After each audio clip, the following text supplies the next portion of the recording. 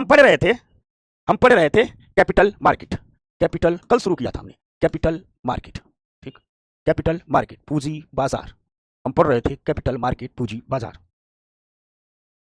Answer writing पर भी बात करेंगे आपसे, ठीक ना, आंसर राइटिंग पर हम बात करेंगे, ठीक। हाँ, अंकित कह रहा है पर्सनालिटी डेवलपमेंट में बात, जो होमवर्क है वो पर्सनालिटी डेवलपमेंट से ही जुड़ा हुआ है, होमवर्क देंगे, ठीक, समझ के बात करना। तो आना बात, तो आ जाइए पूंजी बाजार। इसमें जो पहला उपकरण था वो था बॉन्ड।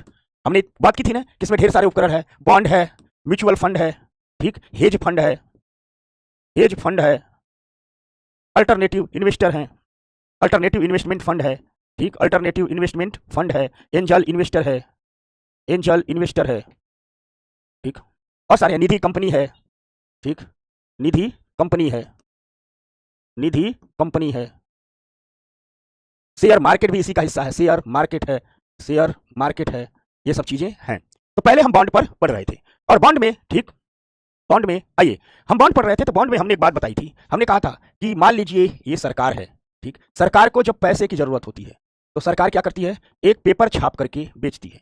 क्या बेचती है? एक पेपर छाप करके बेचती है, पेपर, ठीक, इस पेपर को ही कहते हैं बॉन्ड, ठीक।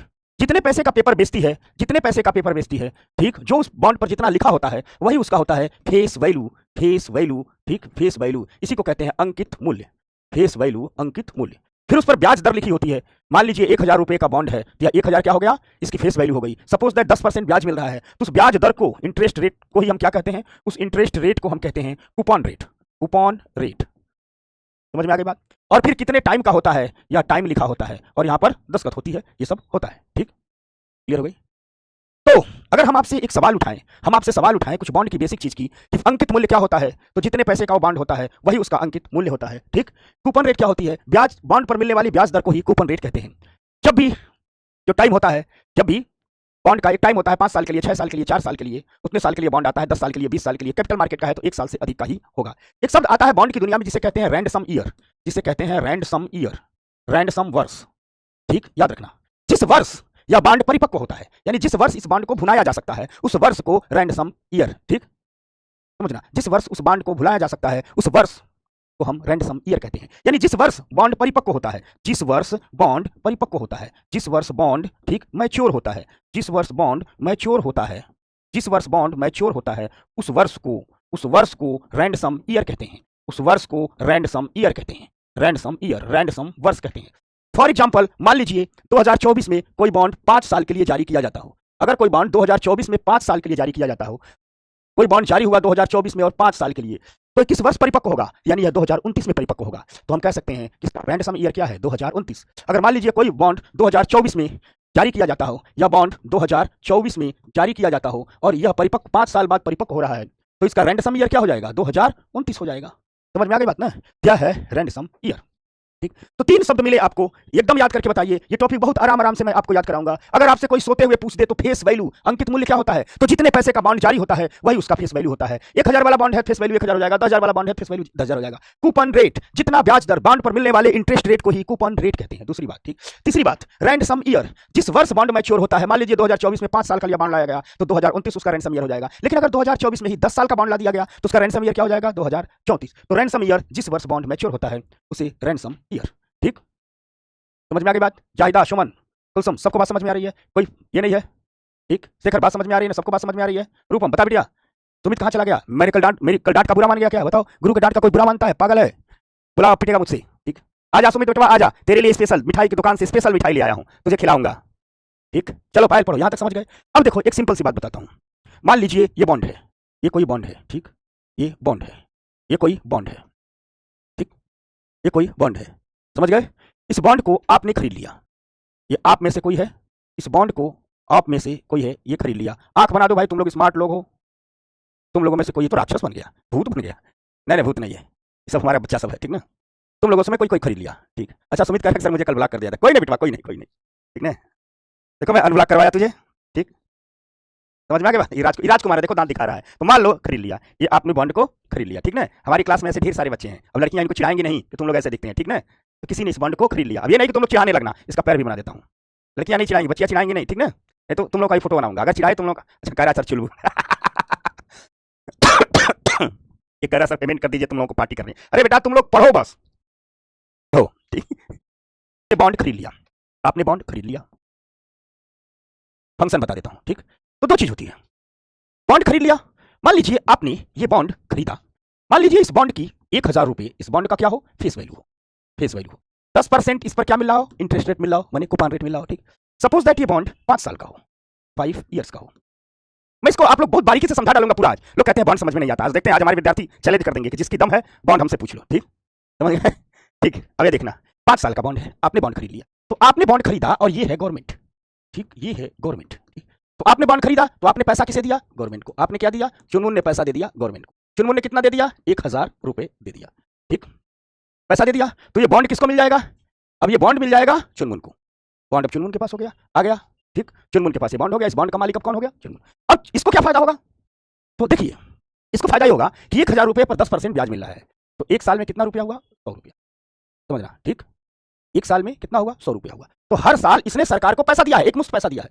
अब सरकार क्या करेगी कि हर साल इस चुनमुन के अकाउंट में, इसके अकाउंट में हर साल ब्याज का पैसा आते आएगा। तो मान लीजिए इसके अकाउंट में ब्याज का पैसा आते आया, तो हर साल 100 रुपया आएगा, ठीक, प्रतिवर्ष आएगा, यानी ब्याज का पैसा प्रतिवर्ष आते रहता है। तो 5 साल में ऐसे 100 करके 5 बार आ जाएगा, ऐसे 100 करके 5 बार आ जाएगा, यानी 5 साल में कितना आएगा, 500, ठीक, यही इसकी कमाई है। और बाद में जो बॉन्ड मैच्योर हो जाएगा तो ये क्या करेगा, ये कहेगा सरकार से कि ये जो बॉन्ड हमने लिया था ये आप ले लीजिए, और हमारा जो मूल 1000 रुपया था, यह 1000 रुपये भी हमारे अकाउंट में ट्रांसफर कर दीजिए, ठीक, ऐसा होगा, ठीक, क्लियर हो गई बात।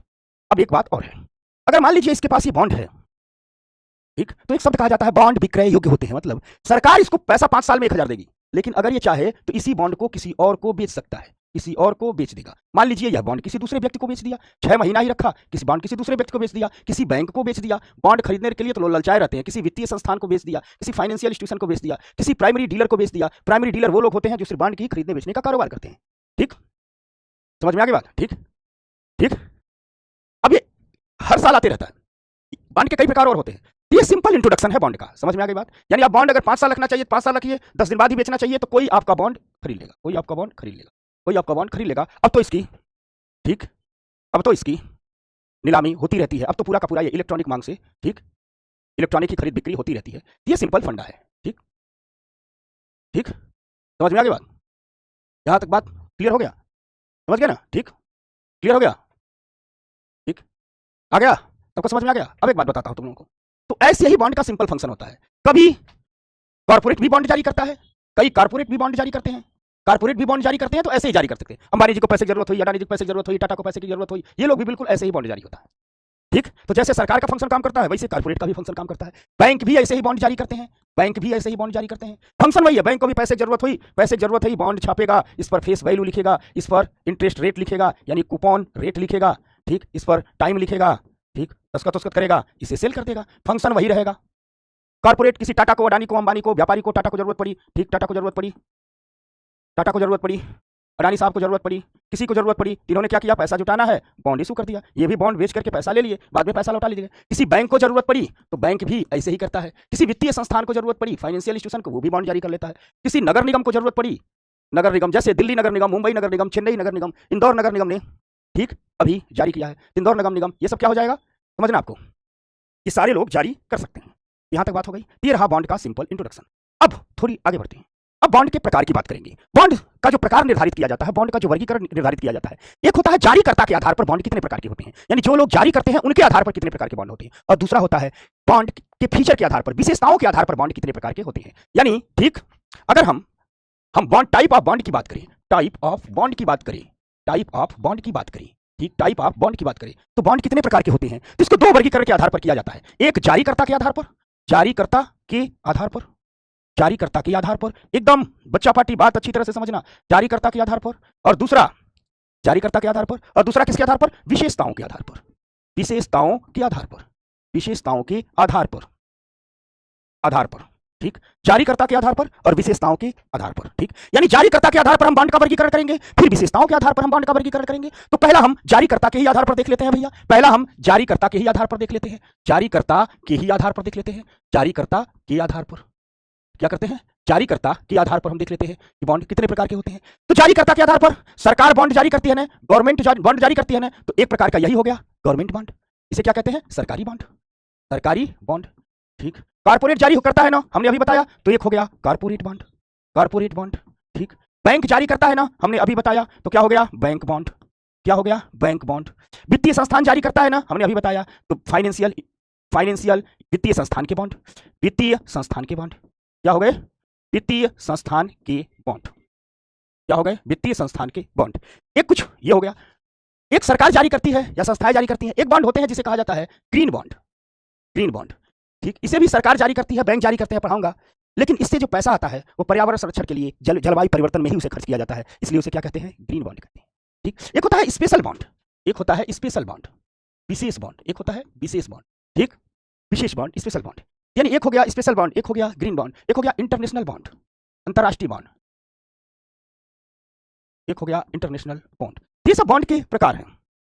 ठीक, ये सब बॉन्ड के प्रकार है जारीकर्ता के आधार पर। याद रखना बेटवा सब। जब सरकार बॉन्ड जारी कर रही है तो क्या हो गया? Government bond. जब कॉर्पोरेट बॉन्ड जारी कर रहा है तो क्या हो गया? ठीक, कॉर्पोरेट बॉन्ड। जब बैंक बॉन्ड जारी कर रहा है तो क्या हो गया? Bank bond. जब वित्तीय संस्थान जारी कर रहे हैं तो वित्तीय संस्थान के बॉन्ड। जब किसी विशेष कार्य के लिए बॉन्ड जारी किया जा रहा है तो उसे स्पेशल बॉन्ड। सरकार बता कहती है कि ये स्पेशल कार्य के लिए जारी कर रहे हैं, इसका पैसा हम स्पेशल कार्य के लिए ही जहां बता रहे हैं वहीं खर्च करेंगे। ठीक, जब हरित उद्देश्यों के लिए, पर्यावरण संरक्षण के लिए, जलवायु परिवर्तन से निपटने के लिए बॉन्ड जारी किए जाते हैं तो ग्रीन बॉन्ड। इन सबके विषय में बहुत विस्तार से मैं पढ़ाने वाला हूं।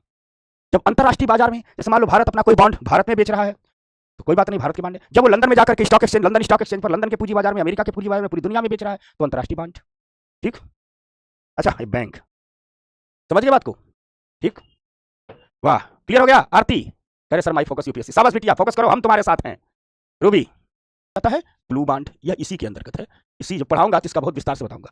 इसी ग्रीन बॉन्ड के अंतर्गत आ जाता है। ठीक, ब्लू बॉन्ड। या जो इंटरनेशनल बॉन्ड है, भारत का पहला इंटरनेशनल बॉन्ड कौन है? तो मसाला बॉन्ड। तो इसी इंटरनेशनल बॉन्ड में मैं आपको पढ़ाऊंगा मसाला बॉन्ड। क्या पढ़ाऊंगा? मसाला बॉन्ड। ये सब अभी आगे पढ़ाने वाले। तो जारीकर्ता के आधार पर इतने प्रकार के बॉन्ड होते हैं। ठीक, जारीकर्ता के आधार पर इतने प्रकार के बॉन्ड होते हैं। किसी कोई दिक्कत? बताओ बच्चों सब। यही हमने कहा था, एक जारीकर्ता के आधार पर और एक किसके आधार पर कहा था? विशेषताओं के आधार पर। ठीक, अभी सब आएगा, ब्लू बॉन्ड सब आएगा। ठीक, वाह, उमंग क्या कर रहा है? सर मुझे 2026 में फर्स्ट अटेम्प्ट। वाह वाह वाह वाह वाह। ठीक, बताया जाए, यहां तक एकदम आसान हल्का। ठीक, आर्यन कह रहा पहली बार इकोनॉमी पढ़ रहा हूं, अच्छा लग रहा है। ए, इकोनॉमी को तुम लोग मेरे भरोसे छोड़ो ना, याद रखना आप लोग, इकोनॉमी फ्री के लिए बहुत जरूरी है। मैंने कहा ना, पर किसी का सवाल है भाई, देखो क्या पूछ रहा है तुम लोग। अच्छा, हिंदी माध्यम की ये शर्त रखी, हमने ताल ठोकी है, और हमने तुम लोगों के से मैंने ताल ठोकी है, मेरी लाज रख लेना। ठीक, समझना, दोनों तरीका है। कई में फेस वैल्यू का जो पैसा और इंटरेस्ट रेट एक साथ ही देते हैं। जैसे मान लीजिए 1000 का बॉन्ड है, 5 साल के लिए आ गया, अभी बताऊंगा प्रकार। 1000 का बॉन्ड है, 5 साल के लिए आ गया। ठीक, तो एक सिस्टम होता है कि हर साल ब्याज का पैसा खाते में आता रहेगा, 5 साल बाद फेस वैल्यू का पैसा मिलेगा। एक सिस्टम है कि 5 साल बाद ही फेस वैल्यू और ब्याज दोनों एक साथ मिलेगा। अभी आगे सब बताऊंगा। क्लियर हो गया? ठीक, एक कह रहा मैंने सोचा कि लाइफ में कुछ नहीं होगा तो इकोनॉमी से जिंदगी गुजर जाएगी। एक बात याद रखना, इस अर्थतंत्र में पूंजी, या तो आपके पास पैसा हो या तो आपके पास स्किल यानी पैसा कमाने का तरीका हो। इकोनॉमी पढ़ लोगे ना तो मैंने कहा ना, इकोनॉमी आपको सक्सेस कराएगी। यूपीएससी में सक्सेस यही एक राज है कि लोग कहते हैं आईआईटीएन क्यों सक्सेस हो जाते हैं गुरुजी, वो आता है उसको ये बहुत आता है, ये आपको सक्सेस ले जाएगी। और जिसका कुछ नहीं होगा उसको अमीर बनाएगी, राजा बना देगी। ठीक, अगर आपको इकोनॉमी की जानकारी है, किसी व्यक्ति के पास कुछ ना हो, इकोनॉमी की जानकारी है ना, वो मेहनत मजदूरी करके लाख रुपया कमा ले, उस लाख को 100 करोड़ में तब्दील कर सकता है। इकोनॉमी की जानकारी आनी चाहिए, इकोनॉमी की जानकारी आनी चाहिए। ठीक, तो आप लोगों को, ठीक, आप लोगों को एहसास हो रहा है ना कि हाँ, कम से कम अब हम कम पैसे वाले लोग नहीं रहने वाले हैं, अब हम अमीर लोग बनेंगे। ठीक, समझ गए? क्लियर हो गया? पायल पूछ रही है कि संजीव वर्मा, नितिन सिंघानिया, विशेषताओं के आधार पर बॉन्ड के प्रकार। तो अब आ जाइए, अब देखते हैं अब देखते हैं विशेषताओं के आधार पर बॉन्ड के प्रकार। विशेषताओं के आधार पर, विशेषताओं के आधार पर, के आधार पर बॉन्ड के प्रकार, बॉन्ड के प्रकार, विशेषताओं के आधार पर बॉन्ड के प्रकार, विशेषताओं के आधार पर बॉन्ड के प्रकार। जारीकर्ता के आधार पर तो हो गया। ठीक, विशेषताओं के आधार पर बॉन्ड का प्रकार। और एक बात जान लीजिए, मेरे क्लास में नकारात्मक बातें नहीं, नेगेटिव बातें नहीं, सब पर मैं समझाने वाला हूं, और आप लोग भी जीवन में कभी मत नहीं कीजिएगा, बात करेंगे हम। ऐसा कुछ नहीं अब तक तय किया गया है। तो आइए, विशेषताओं के आधार पर बॉन्ड के प्रकार। तो विशेषताओं के आधार पर जो बॉन्ड का प्रकार होता है वो पहला होता है सिक्योर्ड बॉन्ड, सिक्योर्ड बॉन्ड, सुरक्षित बॉन्ड, सुरक्षित बॉन्ड, सुरक्षित बॉन्ड। पहला होता है सिक्योर्ड बॉन्ड या सुरक्षित बॉन्ड। ठीक, ये क्या होता है? आ जाइए, ध्यान दीजिए, पढ़िए।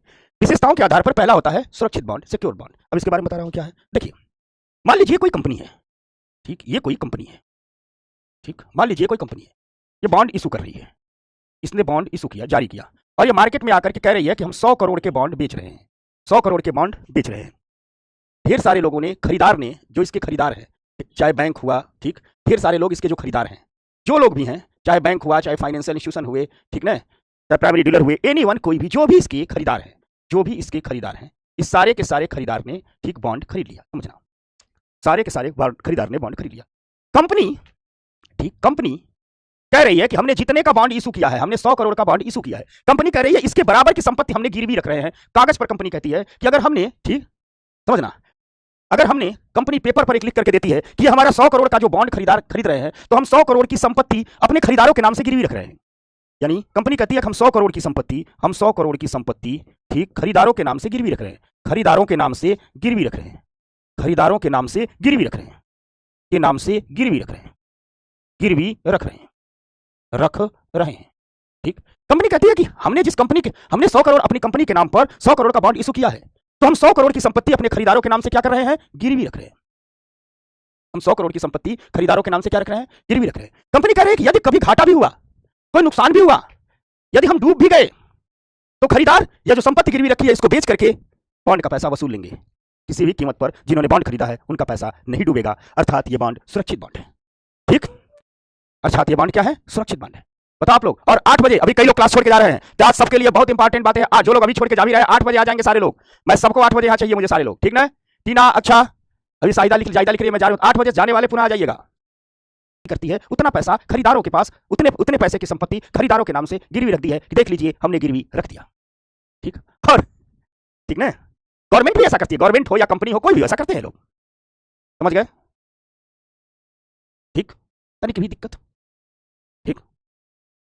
अरे कागज पर लिख कर देते हैं, कहीं गिरवी नहीं रखते हैं। जैसे मान लो ऐसे होता है, टाटा साहब ने बॉन्ड जारी किया, खरीदार खरीद लिए, तो टाटा साहब कह रहे हैं कि हमने 100 करोड़ की संपत्ति हम गिरवी रख रहे हैं, कहीं गिरवी नहीं रखने जा रहे हैं, गिरवी रख रहे हैं। मान लीजिए टाटा साहब ने, टाटा इलेक्ट्रॉनिक्स, जैसे अब समझाता हूं, मान लीजिए टाटा साहब है, एग्जांपल, मान लीजिए टाटा इलेक्ट्रॉनिक्स, टाटा साहब की एक कंपनी है टाटा इलेक्ट्रॉनिक्स, टाटा इलेक्ट्रॉनिक्स, इसने 100 करोड़ का बॉन्ड जारी किया, 100 करोड़ के बॉन्ड जारी किए, ठीक। खरीदारों ने इस बॉन्ड को खरीदा, ढेर सारे लोगों ने इस बॉन्ड को खरीदा, ये सारे खरीदार हैं, ठीक। तो जब टाटा बॉन्ड बेचने आएंगे, तो जैसे मनी मार्केट का सारा कारोबार कौन देखती थी, आरबीआई रजिस्टर कर देखती थी, वैसे ही कैपिटल मार्केट का सारा कारोबार सेबी देखती है। कौन देखती है, भारतीय प्रतिभूति और विनिमय बोर्ड। इसी में सेबी भी पढ़ाऊंगा, जब शेयर मार्केट पढ़ा लूंगा सबसे लास्ट में सेबी पढ़ाऊंगा। तो देखिए होता क्या है कि अब ये टाटा साहब क्या करेंगे, एक पत्र लिखेंगे, एक कागज पर दस्तखत करेंगे और सेबी को दे देंगे कि हम 100 करोड़ की संपत्ति, 100 करोड़ की संपत्ति, ठीक, इस बॉन्ड के खरीदारों के पास, इस बॉन्ड के खरीदारों के पास गिरवी रख रहे हैं, इस बॉन्ड के खरीदारों के पास, बॉन्ड के खरीदारों के पास गिरवी रख रहे हैं, गिरवी रख रहे हैं, इस बॉन्ड के खरीदारों के पास क्या कर रहे हैं, गिरवी रख रहे हैं, ठीक हो गया, समझ गए, समझ गए बच्चा लोग। ये कागज पर लिख करके दे देंगे, ये कहीं गिरवी नहीं रख रहे हैं। ये किसको लिख करके दे देंगे, ये बात ये सेबी के को लिख करके दे देंगे, या किसको लिख करके दे देंगे, या सेबी को लिख करके दे देंगे। अब मान लीजिए कभी इन्होंने टाटा इलेक्ट्रॉनिक्स के नाम से बॉन्ड जारी किया, ये डूब गई तो, 5 साल का 10 साल का बॉन्ड है, मान ये डूब गई तो इन्होंने गिरवी रखा हुआ है, तो सेबी कहेगी टाटा इलेक्ट्रॉनिक्स तो डूब गई, अपनी दूसरी कंपनी से या अपनी संपत्ति से 100 करोड़ लाइए और इन खरीदारों को पैसा पेमेंट कीजिए, क्योंकि आपने पहले ही संपत्ति गिरवी रखने का वादा किया है, ठीक ना, पहले ही संपत्ति गिरवी रखने का वादा किया है। देखिए अब इसको समझना, बॉन्ड मार्केट की रेगुलेट करने वाली संस्था क्या है, सेबी है। टाटा ने कह रहा है कि हम टाटा इलेक्ट्रॉनिक्स के नाम से 100 करोड़ का बॉन्ड गिरवी रख रहे हैं, हम 100 करोड़ का बॉन्ड इशू कर रहे हैं। जिन्होंने खरीदार है, जो हमारे खरीदार हैं, उन खरीदारों ने बॉन्ड खरीदा है।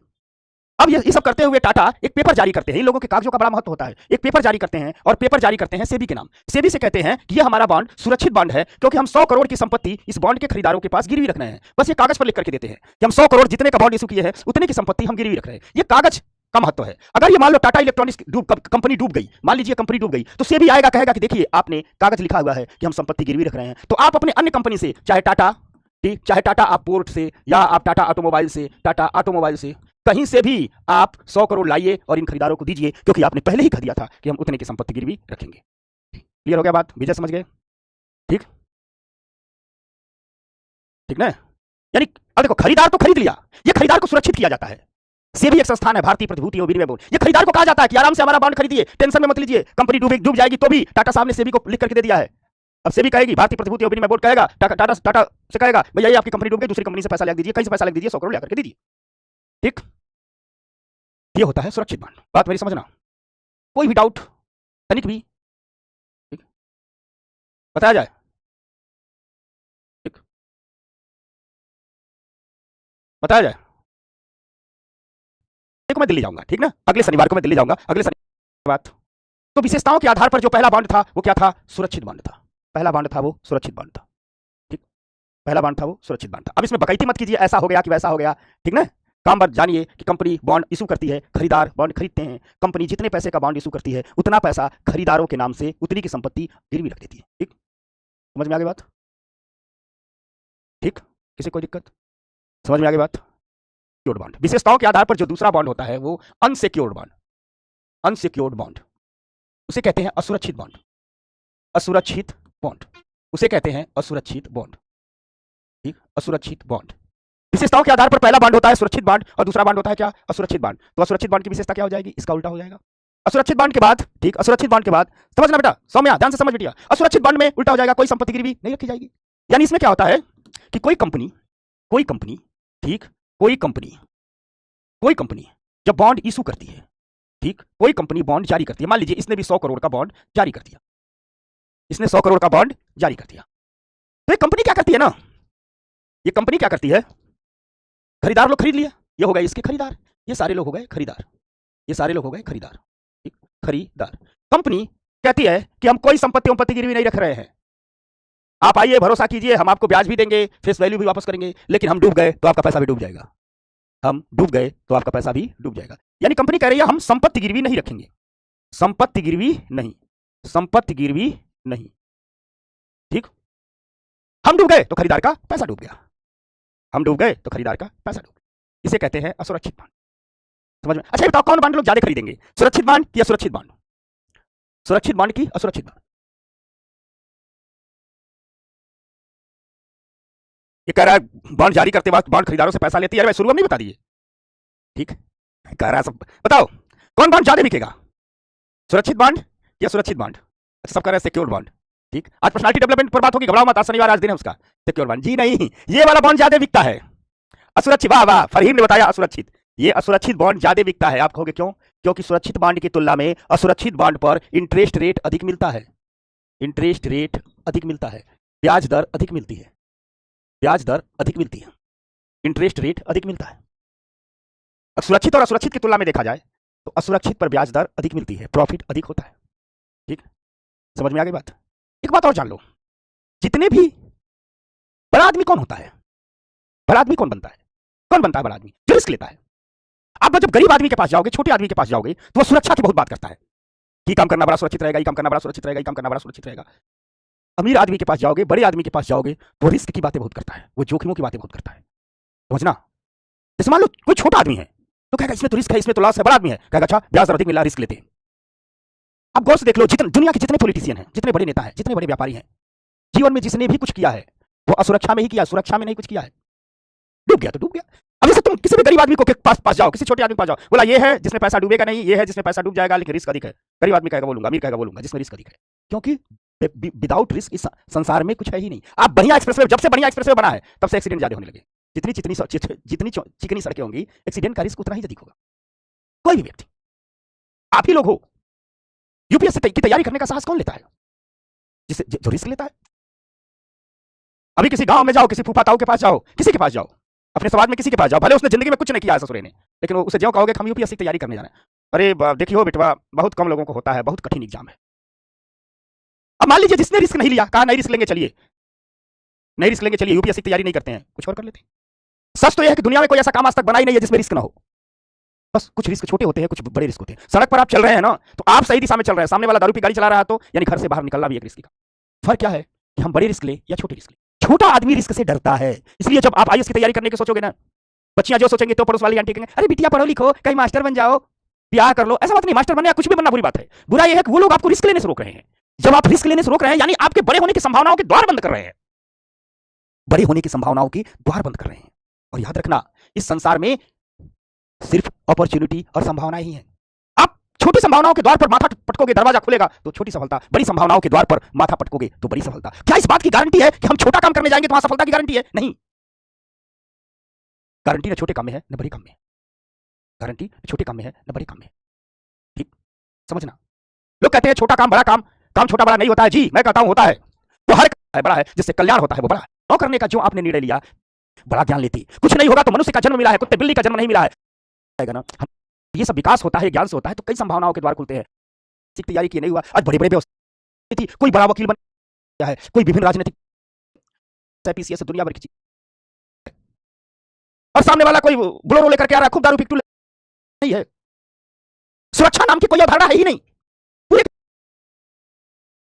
शादी करने आएगी, ये कमजोर और कायर लोगों की अवधारणा है। कत्वर व्यक्ति की ये तो कविता लिख रही है, समझ गया? उससे दूर हट जाना, लड़ना मत। जब बड़े हो जाओगे तो खुद ही चुप हो जाए। कोई भी व्यक्ति जो आपके सपने को छोटा करने की कोशिश करे, जो आपके रिस्क को छोटा करने की कोशिश करे, जो आपको जीवन की सुरक्षा का, डरना नहीं है, ठीक ना? गला लगाना है, आधार पर दो समझ लेना है। एक तीसरा है कोमुलेटिव। तीसरा क्या है? कोमुलेटिव। तीसरा है कोमुलेटिव। तीसरा है कोमुलेटिव, कोमुलेटिव बॉन्ड, कोमुलेटिव बॉन्ड्स। ठीक, तीसरा क्या है? कोमुलेटिव बॉन्ड्स, कोमुलेटिव। अच्छा ये ठीक, इसको हिंदी में भी यही कहते हैं। ठीक, समझ रहे? समझ गए? ठीक, कोमुलेटिव बॉन्ड, इसको हिंदी में लिख लो, कोमुलेटिव बॉन्ड। इस कोमुलेटिव बॉन्ड की विशेषता क्या है? ये तीसरा विशेषता क्या है? इस बॉन्ड में क्या होता है कि मान लीजिए आपने कोई बॉन्ड खरीदा, सरकार का, प्राइवेट, जो भी खरीदा बॉन्ड खरीदा, ठीक, आपने ये बॉन्ड खरीद लिया। मान लीजिए कोई बॉन्ड इशू हो गया, चलिए, या 10,000 का बॉन्ड हो गया, इसकी फेस वैल्यू कितनी है? 10,000। इस पर इंटरेस्ट रेट मान लीजिए इस पर मिला है 10%। ये कितने दिन का है? चलिए सब 10 साल का मान लेते हैं, ये 10 ईयर का बॉन्ड है। ठीक, इसमें क्या होता है? कोमुलेटिव बॉन्ड में क्या होता है कि ब्याज और मूलधन का पैसा एक ही साथ मिलता है। ब्याज और मूलधन का पैसा एक ही साथ मिलता है। अन्य बॉन्ड में हमने क्या बताया? ठीक, कि ब्याज का पैसा हर साल खाते में आता है, लेकिन कोमुलेटिव बॉन्ड में, ठीक, कोमुलेटिव बॉन्ड में, कोमुलेटिव को हिंदी में कोमुलेटिव ही कहते हैं, बॉन्ड की दुनिया में ये सब अंग्रेजी के शब्द हैं, हिंदी में आ गया है। तो कोमुलेटिव बॉन्ड में क्या है? मान लीजिए आपने खरीद लिया, आपने खरीद लिया, ये आप खरीदार हैं, ये आप क्या है? बॉन्ड के खरीदार हैं। ठीक, समझना, आपने गवर्नमेंट से या किसी भी कॉर्पोरेट से, चलिए किसी कॉर्पोरेट से बॉन्ड खरीदा है, ठीक, आपने 10,000 का बॉन्ड खरीदा है, तो कॉर्पोरेट को क्या दे दिया? आपने 10,000 पैसा दे दिया, 10,000 दे दिया, इनको आपने 10,000 रुपया दे दिया, क्योंकि बॉन्ड खरीदा आपने, 10,000 दे दिया। आपके हाथ में क्या आ गया? आपके हाथ में बॉन्ड आ गया, बॉन्ड आ गया। अब क्या होगा? आपके हाथ में क्या आ गया? बॉन्ड आ गया, यानी ये बॉन्ड पर अधिकार किसका हो गया? आपका। ऐसे मान लीजिए 10 बॉन्ड खरीद लिए हैं तो आपने 1 लाख का खरीद लिया, 100 खरीद लिया है तो 10 लाख का खरीद लिया, समझे? हम एक से एग्जांपल दे रहे हैं। तो पेमेंट इनको आपने कर दिया, ठीक। अब 10 साल का खरीदा है तो 10 साल बाद, 10 वर्ष, एक ही बार आपके अकाउंट में जो फेस वैल्यू का 10,000 है, 10,000 भी आएगा, 10,000 भी आएगा, प्लस 10,000 का 10%, 1 साल का ब्याज है, यानी 1 साल का ब्याज कितना होगा? 1,000। तो 10 साल का ब्याज कितना हो गया? 10,000। तो प्लस ब्याज का भी पैसा आएगा, यानी ब्याज का भी पैसा 10,000 एक साथ, अर्थात आपको एक ही साथ 20,000 मिलेगा। आपको एक ही साथ क्या मिलेगा? 20,000 मिलेगा, समझ गए ना? ठीक, एक ही साथ क्या मिलेगा? 20,000 मिलेगा। अर्थात कोमुलेटिव बॉन्ड वो बॉन्ड हैं जिनमें खरीदार को ब्याज और इंटरेस्ट दोनों का पैसा एक साथ मिलता है। ठीक, कोमुलेटिव बॉन्ड वो बॉन्ड हैं जिसमें, ठीक, रियाज पूछ रहा है इंटरेस्ट कंपाउंड होता है क्या? नो नो, ये सब नहीं होता, ठीक, जिसमें ब्याज और मूलधन पैसा दोनों एक साथ मिलता है। ठीक उसी प्रकार एक होता है नॉन कोमुलेटिव बॉन्ड, एक होता है नॉन कोमुलेटिव बॉन्ड। अब कहोगे नॉन कोमुलेटिव बॉन्ड, इसका उल्टा हो जाता है। अगर हम कहें नॉन कोमुलेटिव बॉन्ड, अगर हम कहें non cumulative bond, non cumulative bond, अगर हम कहें non cumulative bond, non cumulative bond, non cumulative bond में क्या होता है कि मूलधन जब समय पूरा हो जाता है तब मिलता है, ब्याज का पैसा हर साल खाते में आते रहता है। ठीक, मूलधन का पैसा, समझना बात, ठीक, मूलधन का पैसा क्या होता है? तो जब बॉन्ड मैच्योर हो जाता है तब मिलता है, बाकी ब्याज का पैसा हर साल खाते में आते रहता है। यानी मान लीजिए किसी ने एक बॉन्ड इशू किया, किसी ने भी, चाहे गवर्नमेंट हो चाहे सरकार हो, या एक बॉन्ड इशू किया, ठीक, इस बॉन्ड की फेस वैल्यू मान लीजिए इस बॉन्ड की 10,000 रुपये हो, टाइम चलिए ये भी 10 साल का हो, इंटरेस्ट रेट 10% हो। ठीक, अब ये कोई व्यक्ति खरीदा है, अब ये कोई व्यक्ति खरीदा है, ठीक, ठीक, इसने खरीद लिया। अब इसको क्या मिलेगा? ठीक, इसने मान लीजिए सरकार से ही खरीद लिया, गवर्नमेंट से ही खरीद लिया, या किसी से भी खरीद लिया, इसने क्या किया है? खरीद लिया है। तो अब इसने जो फेस वैल्यू है 10,000 रुपया, वो किसको दे दिया है? गवर्नमेंट को दे दिया है 10,000 रुपया। गवर्नमेंट कर रही है बॉन्ड हमारा खरीद लो, ये बॉन्ड इसने खरीद लिया, हमको दे दो। गवर्नमेंट कर रही है नॉन कम्युलेटिव, हर साल खाते में पैसे जाएंगे, तो इसके अकाउंट में ब्याज का पैसा तो हर साल आएगा ना भाई। तो 10,000 रुपया का 10%, यानी हर साल 1,000 रुपये तो आएगा, 1,000 रुपये प्रतिवर्ष आएगा, प्रतिवर्ष आएगा। फिर जब ये बॉन्ड मैच्योर हो जाएगा, टाइम पूरा हो जाएगा, 10 साल बीत गया, तो सरकार इसके खाते में पुनः जो फेस वैल्यू का पैसा है वो डाल देगी। ठीक, तो कोमुलेटिव और नॉन कोमुलेटिव, कोमुलेटिव और नॉन कोमुलेटिव। ठीक, ठीक हो गया, समझना, ठीक, समझ गए? ठीक, समझ में आ गई बात? रेडिसिमल बॉन्ड एक होता है, रेडिसिमल बॉन्ड एक होता है, रेडिसिमल बॉन्ड। ये सब विशेषताओं के आधार पर बता रहे हैं। रेडिसिमल बॉन्ड में क्लियरली, स्पष्ट रूप से मैच्योरिटी डेट लिखा होता है, मैच्योरिटी डेट लिखा होता है, लिखा होता है, लिखा होता है। यानी मान लो किसी सरकार या संस्थान ने या बॉन्ड इशू किया, ठीक, किसी सरकार या संस्थान ने, बैंक, कारपोरेट, किसी ने भी या बॉन्ड इशू किया, तो सब कुछ लिखा होगा भैया, फेस वैल्यू लिखी होगी कितने का है, इंटरेस्ट रेट कितने का है ये लिखा होगा, अर्थात कूपन रेट क्या है ये लिखा होगा, टाइम भी लिखा होगा, और टाइम भी लिखा होगा, कितने साल का है टाइम भी लिखा होगा। अब जैसे मान लो टाइम के साथ साथ, ठीक, मान लीजिए आज 25 मई 2024 है, 5 साल कोई बॉन्ड है जिसका टाइम क्या है 5 साल है, कोई बॉन्ड है जिसका टाइम क्या है 5 साल, तो अगर ये 25 मई 2024 को इश्यू हो रहा है और 5 साल है तो ये 25 मई 2029 को क्या होगा, मैच्योर होगा। यहाँ स्पष्ट लिख दिया जाएगा टाइम 25 मई 2029, 25 मई 2029 को ये क्या हो गया, मैच्योर होगा। यानी इस पर मैच्योरिटी डेट क्लियर लिखा होता है। तो सरकार या संस्थान कहता है 25 मई 2029 को आपके खाते में मूलधन की राशि पहुंच जाएगी, या अगर दूसरा वाला बॉन्ड होगा जिसमें मूलधन और ब्याज एक साथ मिल रहा है तो एक साथ पहुंच जाएगी। समझ में आ गई बात? ये होता है रेडिसिमल बॉन्ड, जिस पर मैच्योरिटी डेट क्लियर लिखा होता है। अच्छा, अनुराग कह रहा सरकार ही चेंज हो जाए तो किसी भी देश में सरकार नहीं चेंज होती है बेटवा, सरकार चलाने वाले लोग चेंज होते हैं, सरकार कभी नहीं बदलती है। जैसे हमारे यहाँ सरकार क्या है, भारत सरकार। सरकार क्या है, भारत सरकार। अभी क्या चल रही है, भारत सरकार। वो तो उसे लोग कहते हैं ना मोदी सरकार, सरकार एक्चुअल भारत सरकार है। चुनाव में सरकार चलाने वाले लोग बदलते हैं, सरकार ही नहीं बदलती है। इसलिए कोई भी गवर्नमेंट हो, कोई भी प्रधान, मनमोहन सिंह ने ऑयल बॉन्ड बेचा था, सारा पैसा मोदी जी चुका रहे, मोदी जी बॉन्ड बेच के जाए, इसके बाद जो आएगा वो चुकाएगा। क्लियर हो रहा है ना? ठीक, व्यक्ति चेंज होते हैं। जैसे जिस प्रदेश, उत्तर प्रदेश के आप लोग हो तो आप पर कौन सरकार काम कर रही है, उत्तर प्रदेश सरकार काम कर रही है। पहले अखिलेश जी चलाते थे, अब योगी महाराज चला रहे हैं। ठीक,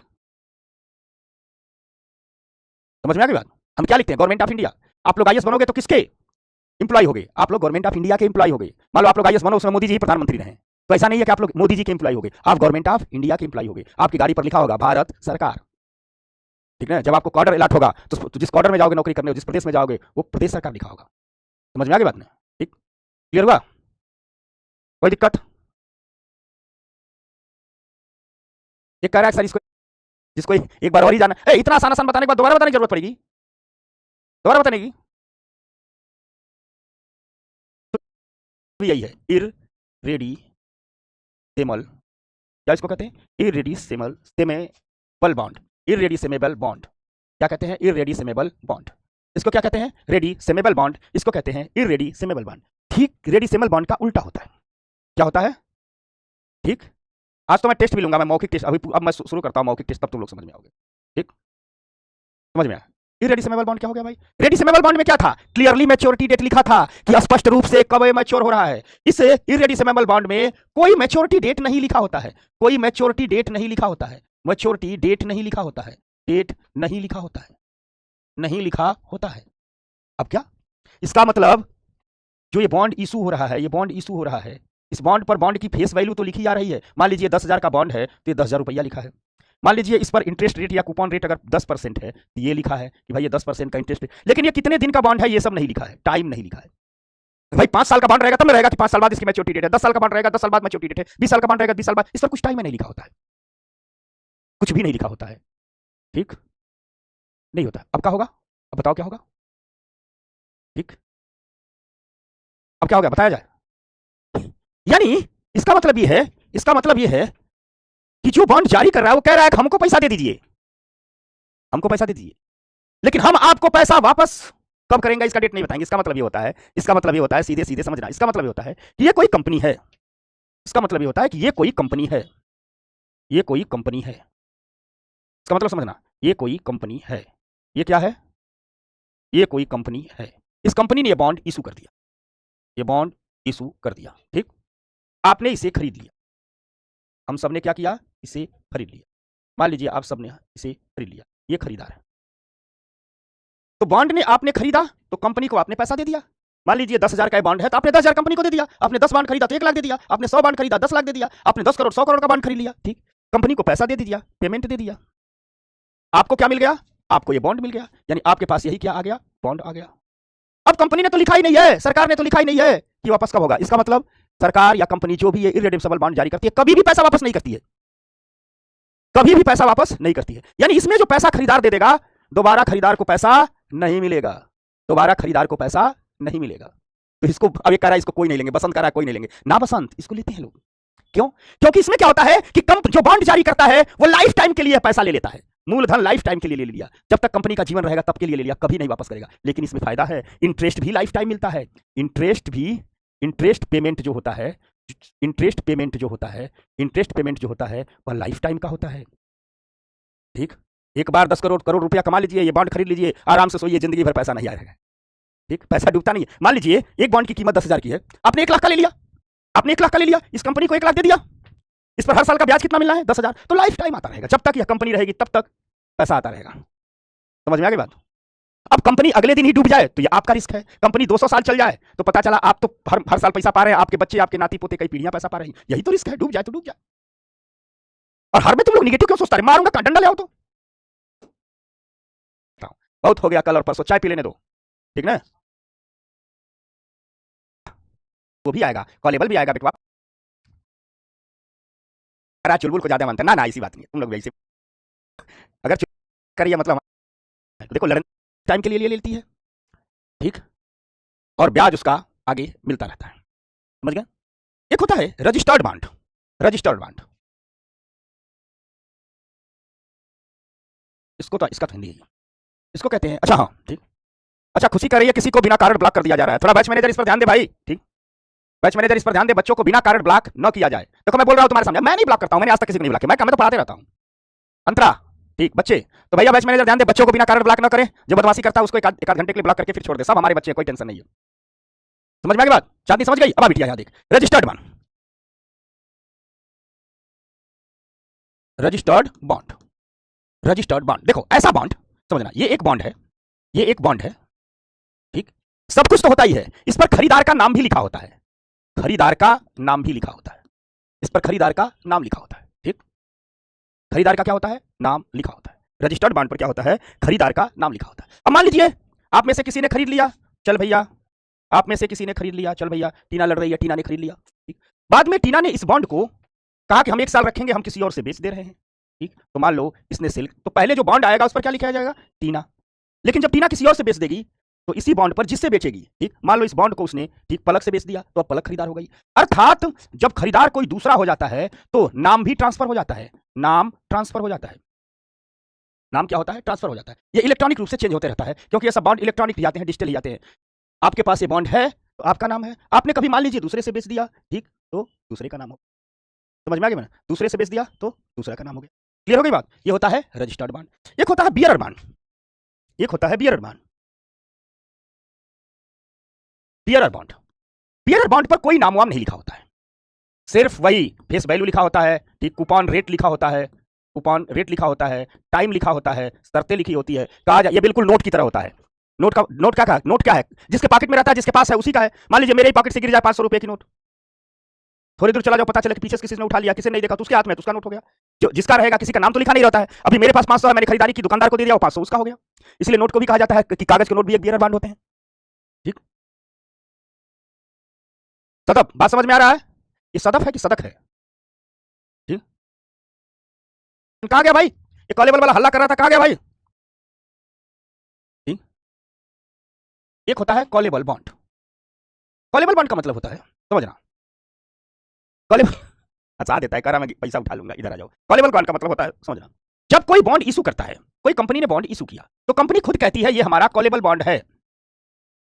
कंपनी खुद कहती है कि, या सरकार खुद कहती है ये हमारा कॉलेबल बॉन्ड है। अगर मान लीजिए ये कंपनी है या सरकार है, गवर्नमेंट है, कंपनी है, इसने बॉन्ड इशू कर दिया और कह रहे हैं कि ये हमारा कौन सा है? Callable bond. इसका मतलब ये होता है कि बॉन्ड का जो मैच्योरिटी डेट लिखा है वो तो लिखा ही है, मैच्योरिटी डेट पूर्व होने से पहले भी हम बॉन्ड वापस ले सकते हैं और पैसा पेमेंट कर सकते हैं। जैसे मान लीजिए ये कोई बॉन्ड है, ठीक, चलिए ये मान लीजिए 1 लाख का बॉन्ड है, इसकी फेस वैल्यू कितनी है? 1 लाख है। मान लीजिए ब्याज इस पर 5% है, 5% है, ऐसे 5% होता नहीं, ऐसे एग्जाम्पल। और मान लीजिए 5 साल का है, इस ब्याज को 10% कर देते, 5 साल का है। तो आपने बॉन्ड खरीदा है, आपने बॉन्ड खरीदा है, ठीक। अब ये बॉन्ड किसी से जब आप चाहे तब बेच सकते हैं, लेकिन सरकार या कंपनी ने तो जब 5 साल पूरा हो जाएगा तभी आपका पैसा वापस करेगी। सरकार कहती है कि चलिए भाई हर साल हम ब्याज देते रहेंगे, लेकिन मूलधन तो जब 5 साल पूरा हो जाएगा तभी देंगे। कंपनी ने जारी किया, कंपनी कहती है आपको पैसे की जरूरत हो तो किसी और से बेच दीजिएगा, लेकिन जिसके पास बॉन्ड रहेगा उसको जो मूलधन है वो 5 साल पूरा हो जाएगा तभी देंगे। लेकिन कॉलेबल बॉन्ड जब इशू किया जाता है तो कॉलेबल बॉन्ड में सरकार या कंपनी कह देती है, जो लोग इशू करते हैं, कि मैच्योरिटी डेट से पहले ही हम इसे वापस ले सकते हैं। अर्थात मैच्योरिटी, कहती है सरकार या कंपनी की मैच्योरिटी डेट से पहले ही वापस ले सकते हैं। क्या कर सकते हैं? वापस ले सकते हैं। कहती है कि परिपक्व होने से पहले इसे हम क्या लेंगे? वापस ले लेंगे। यानी मान लीजिए सरकार के पास या कंपनी के पास जितने भी बॉन्ड जारी किया, जिसका छूट है 5 साल के लिए जारी किया, हो सकता है 4 साल में ही कहे, हो सकता है 4.5 साल में कहे, या हो सकता है 3 साल में ही कहे कि हम 3 साल में ही वापस कर रहे हैं, 3 साल का जो ब्याज था वो दे दिए और मूलधन दे दे रहे हैं, बस यही हो गया कॉलेबल बॉन्ड, ठीक। एक होता है पुटेबल बॉन्ड। एक होता है पुटेबल बॉन्ड, पुटेबल बॉन्ड, एक होता है पुटेबल बॉन्ड, ठीक, एक होता है पुटेबल बॉन्ड। पुटेबल का मतलब ये होता है कि जिसने बॉन्ड इशू किया है उसने तो बॉन्ड इशू कर दिया है। मान लीजिए कोई कॉर्पोरेट है, इसने तो बॉन्ड इशू कर दिया। यह कह रहा है कि जो बॉन्ड हमने इशू किया है वह पुटेबल बॉन्ड है। इसका मतलब ये होता है कि मान लीजिए इस बॉन्ड की मैच्योरिटी या 5 साल का बॉन्ड है, मान लीजिए या 5 साल का बॉन्ड है, तो इसमें जो बॉन्ड जारी करता है वो खरीदार से कह रहा है, ठीक, खरीदार से कह रहा है कि देखो हमने पुटेबल बॉन्ड जारी किया है, यानी हम तो पैसा देंगे 5 ही साल में, तुम्हारा मूलधन हम 5 ही साल में देंगे। क्योंकि बॉन्ड पुटेबल है इसलिए समय से पहले तुम चाहो तो समय से पहले वापस कर सकते हो, जब चाहो वापस कर सकते हो और अपना मूलधन ले सकते हो, ब्याज तो हम देते ही रहेंगे। यानी पुटेबल बॉन्ड में खरीदार के पास विकल्प होता है, खरीदार के पास विकल्प होता है, ठीक, खरीदार के पास विकल्प होता है, ठीक, कि वह समय से पहले बॉन्ड वापस कर दे, समय से पहले बॉन्ड वापस कर दे, समय से पहले बॉन्ड वापस कर दे, ठीक, क्लियर हो गई बात? इसे कहते हैं, ठीक, मैं कहा था तुमको मैं पुटेबल भी बता दूंगा। कॉलेबल पुटेबल समझ गए? ठीक, एक होता है tax saving bond, tax saving bond, tax saving bond, ठीक। देखो इसका प्रोसेस बताता हूं, होता क्या है, मान लीजिए कोई भी आप बॉन्ड खरीदते हैं, कोई भी बॉन्ड खरीदते हैं, चाहे वो प्राइवेट हो चाहे सरकारी, चाहे कॉर्पोरेट का बॉन्ड खरीदिए, सरकार का बॉन्ड खरीदिए, कंपनी का बॉन्ड खरीदिए, किसी का बॉन्ड खरीदिए, मान लीजिए आप कोई भी बॉन्ड खरीदते हैं, कोई भी आपने बॉन्ड खरीदा, इस बॉन्ड से आपने प्रॉफिट कमाया, लाभ कमाए, उस प्रॉफिट पर गवर्नमेंट एक टैक्स लेती है, उस प्रॉफिट पर गवर्नमेंट क्या लेती है? टैक्स लेती है। इसके बाद मैं सीधे कैपिटल मार्केट बाद मैं सीधे टैक्स ही पढ़ाऊंगा, ठीक ना? कैपिटल मार्केट के बाद बस कैपिटल मार्केट समझ के मेरी लाज रख लो। लोग कहते हैं कि विद्यार्थियों को, तमाम इकोनॉमी के सम्मानीय शिक्षक कहते हैं कि स्टूडेंट को मनी मार्केट और कैपिटल मार्केट नहीं समझाया जा सकता है। एक ने तो मुझसे कहा कि जो ये छोटे छोटे बच्चे हैं इनको तो समझाया ही नहीं जा सकता है मनी मार्केट और कैपिटल मार्केट। हमने कहा ना, हमारा छोटका भी बड़का से बड़ा है, देखने में छोटा लगे, खाओ करेगा देगा। 2027 में एग्जाम देगा, किसी क्लासरूम में खड़ा कर दीजिए, पूरा मनी मार्केट पढ़ा देगा, पूरा बॉन्ड पढ़ा देगा, पूरी मॉनेटरी पॉलिसी पढ़ा देगा, बैंकिंग सिस्टम पढ़ा देगा, तो आश्चर्य बोल रहे थे, बोले आप झूठ बोलते हैं, ऐसा कहीं होता है? जिस विद्यार्थी कुछ भी पूछ लीजिए। अच्छा, मनीष कह रहा था तूफान मचाई हुई, देखो मोहिनी अभी, लेकिन कभी कभी सरकार कहती है, कभी कभी सरकार कहती है कि इस क्षेत्र के लिए जारी होने वाले बॉन्ड पर जो प्रॉफिट होगा उस पर हम टैक्स नहीं लेंगे। कभी कभी सरकार कहती है कि लिस्ट जारी करती है, कि चाहे हम जारी करें या कोई प्राइवेट सेक्टर जारी करे या बैंक जारी करे, सरकार कहती है, ठीक, सरकार कुछ बॉन्ड की लिस्ट जारी करती है, कुछ बॉन्ड की लिस्ट जारी करती है, कुछ बॉन्ड की लिस्ट जारी करती है, जारी करती है, और कहती है, और कहती है कि इससे, ठीक, इससे होने वाली प्रॉफिट पर, इससे होने वाली प्रॉफिट पर, इससे होने वाली प्रॉफिट पर टैक्स नहीं लेंगे। क्या नहीं लेंगे? टैक्स नहीं लेंगे, टैक्स नहीं लेंगे। तो सरकार जिससे होने वाली प्रॉफिट पर टैक्स नहीं लेती है, ठीक, उसे क्या कहते हैं? उसे कहते हैं टैक्स सेविंग बॉन्ड, टैक्स से बचत हो रहा है, ठीक। अर्थात टैक्स सेविंग बॉन्ड मतलब वह बॉन्ड है, टैक्स सेविंग मतलब वह बॉन्ड है, ठीक, जिस पर आप जो लाभ कमाओगे उस पर कर नहीं देना पड़ेगा, ठीक, क्लियर हो गया? मैं जानबूझ करके विदाउट पीपीटी पढ़ा रहा हूं क्योंकि इसमें एक एक चीजें मैं बारीक क्लास में ही याद कराना चाहता हूं। याद हो रहा है ना? अभी इसको पीपीटी में भी लाऊंगा, इसके बाद वाला। तो सुमन करिए, चल आ जाएंगे बीटीएस, ठीक। अब देखो टैक्स सेविंग बॉन्ड समझ गए, बताया जाए, ठीक, यहीं पर याद कराना इन सबको। एक है बड़ा मजेदार, समझना, नया बॉन्ड आया है, एकदम नया नया ताजा ताजा गर्मा गर्म बॉन्ड है। अभी भारत सरकार ने तो, भारत में 2020 में पहली बार जारी हुआ है, इसके पहले जारी नहीं हुआ था। तो ताजा ताजा टैक्स सेविंग समझ गए, सब एकदम पानी की तरह बह रहा है ना। देखो मैं बहुत आराम आराम से पढ़ा रहा हूं बच्चा लोग, अब आ जाओ। Floating interest rate bond, Hindi में इसका अंग्रेजी में है, इसको कहते हैं floating, floating, floating interest rate bond, floating interest rate bond, floating interest rate bond, floating interest rate bond. अब है एकदम गर्मा गर्म ताजा ताजा, ठीक, आ गया। देखो एक शब्द लिखा है फ्लोटिंग, फ्लोटिंग शब्द बना है फ्लोट से, फ्लोट मतलब तैरना, और जब भी कोई चीज तैरती है तो ऊपर जाती है, नीचे जाती है, ऊपर जाती है, नीचे जाती है, ऊपर जाती है, नीचे जाती है, ऊपर जाती है, नीचे, ठीक, समझना। यानी जो फ्लोटिंग, फ्लोट शब्द से क्या बनी है, ठीक, फ्लोट शब्द से क्या बनी है, क्या चीज बनी है? फ्लोटिंग। अगर फ्लोट शब्द से बना है क्या? फ्लोटिंग। अगर हम कह रहे हैं फ्लोटिंग मतलब कोई भी वस्तु फ्लोटिंग की प्रक्रिया से गुजर रही है, यानी तैर रही है, अर्थात तैरने में क्या होता है, नाव कभी ऊपर जाती है, नीचे जाती है, ऊपर नीचे जाती है। या फ्लोटिंग के साथ इंटरेस्ट रेट भी जोड़ा गया है, फ्लोटिंग के साथ इंटरेस्ट रेट, और बॉन्ड तो ही है। अर्थात नाम से लग रहा है कि इस बॉन्ड की जो ब्याज दरें हैं वह फ्लोटिंग होती है, अर्थात तैरती हैं, यानी ऊपर नीचे होती हैं, ठीक, ठीक। इस बॉन्ड की ब्याज दरें ऊपर नीचे होती हैं। क्लियर हो गई? यानी जब हम कहते हैं कि फ्लोटिंग रेट इंटरेस्ट बॉन्ड, इसका मतलब ये बॉन्ड हैं जिनकी इंटरेस्ट रेट फ्लोट कर रही है, ऊपर नीचे जा रही है, ऊपर नीचे जा रही है, कभी तर रही है, इसे जा रही है, इसे जा रही है, इसे जा रही है। ठीक, समझ गए ना? अर्थात फ्लोटिंग इंटरेस्ट रेट बॉन्ड वह बॉन्ड हैं जिसकी ब्याज दरें बदलती रहती हैं। ठीक, ब्याज दरें क्या होती हैं? बदलती रहती हैं। फ्लोटिंग इंटरेस्ट रेट बॉन्ड वह बॉन्ड है जिसकी ब्याज दरें क्या होती हैं? बदलती रहती हैं। कभी ऊपर जाती हैं, कभी नीचे जाती हैं, कभी ऊपर जाती हैं, कभी नीचे जाती हैं, कभी ऊपर जाती हैं, कभी नीचे जाती हैं, कभी ऊपर जाती हैं, नीचे जाती हैं। समझ में आ रही बात? कठिन चीज है, मैं बहुत बारीकी से समझा रहा हूं। यानी फ्लोटिंग इंटरेस्ट रेट बॉन्ड में ब्याज दरें ऊपर नीचे जाती हैं, बदलती रहती हैं। अगर हम फ्लोटिंग इंटरेस्ट रेट बॉन्ड के हिसाब से देखें तो इसमें कहा जाता है कि ऐसा बॉन्ड है, इस बॉन्ड में जो इंटरेस्ट रेट होती है, इंटरेस्ट रेट होती है, जो इंटरेस्ट रेट होती है वो हर 6 मंथ पर बदलती है, हर 6 मंथ पर चेंज होती है, हर 6 मंथ पर चेंज होती है। तो फ्लोटिंग इंटरेस्ट रेट बॉन्ड है कि हर 6 मंथ पर इंटरेस्ट रेट चेंज होती है। ठीक, समझ में आ गई बात? अब जैसे मान लीजिए मैं एग्जांपल दे रहा हूं, मैं इसका फंक्शन भी बताऊंगा, इससे कैसे हो जाएगा। इससे बता करके काम नहीं चलेगा बेटवा साहब। कहां गया ये हमारा, कहां गया? ठीक, इसकी इंटरेस्ट रेट हर 6 महीने पर चेंज होती है। ठीक, मान लीजिए कोई बॉन्ड इशू हो रहा है, एग्जांपल देता हूं, एग्जांपल मान लीजिए कोई बॉन्ड इशू हो रहा है। ठीक, ये कोई बॉन्ड इशू हो रहा है। ठीक, और इस बॉन्ड पर कहा गया है, ये कोई बॉन्ड इशू हो रहा है और इस बॉन्ड पर कहा गया है कि हम 10% का क्या देंगे? ब्याज देंगे। हम 10% का ब्याज देंगे। ये 10% भी हो सकता है, 5%, 8%, कुछ भी हो सकता है। तो ये जो ब्याज दर है अन्य बॉन्ड में क्या है? स्थिर रहता है। लेकिन फ्लोटिंग रेट इंटरेस्ट बॉन्ड में ये ब्याज दर हर 6 मंथ पर चेंज होती है, चेंज होती है। हर 6 महीने पर यह क्या हो रही है? चेंज हो रही है। अगर किसी बॉन्ड पर 5% का ब्याज दर दिया रहा है, हर 6 महीने पर चेंज हो रही है। 8% का दिया जा रहा है, हर 6 महीने पर चेंज हो रही है। आप लोग पढ़ोगे फ्लोटिंग रेट इंटरेस्ट बॉन्ड में यही लिखा होगा कि हर 6 महीने पर ब्याज दरें बदलती हैं, उस बॉन्ड को फ्लोटिंग रेट इंटरेस्ट बॉन्ड कहते हैं। लेकिन हम ये भी बताएंगे कैसे बदलती हैं। अब इसका मतलब ये हो गया कि फ्लोटिंग रेट इंटरेस्ट बॉन्ड वह बॉन्ड है, इसका मतलब ये हुआ कि फ्लोटिंग रेट इंटरेस्ट बॉन्ड वह बॉन्ड है जिसमें ब्याज दरें इंटरेस्ट रेट हर 6 महीने पर बदलती है। ठीक, ठीक, ठीक, कैसे बदलती है? कैसे बदलती है, इस पर बात करनी हो तो देखो होता क्या है कि देखो, यानी हम कह रहे हैं कि हर 6 महीने पर इंटरेस्ट रेट चेंज होगा, हर 6 महीने पर इंटरेस्ट रेट चेंज होगा। तो कैसे चेंज होगा? कैसे चेंज होगा, सवाल है कि नहीं है? कैसे चेंज होगा, यह सवाल है कि नहीं है? कैसे चेंज होगा? आप लोग भी सोच रहे होंगे, सर बताओ गुरुजी बताओ। ठीक, कैसे चेंज होगा भैया? इसमें कहा गया है कि जो हमारी इकोनॉमी है, जो हमारी अर्थव्यवस्था है, जो हमारी इकोनॉमी है, इकोनॉमी में दो ही चीज आता है, या तो इकोनॉमी में स्लो डाउन आ जाए, इकोनॉमी में स्लो डाउन आए, या तो इकोनॉमी में स्लो डाउन आए, या तो इकोनॉमी में ग्रोथ आए,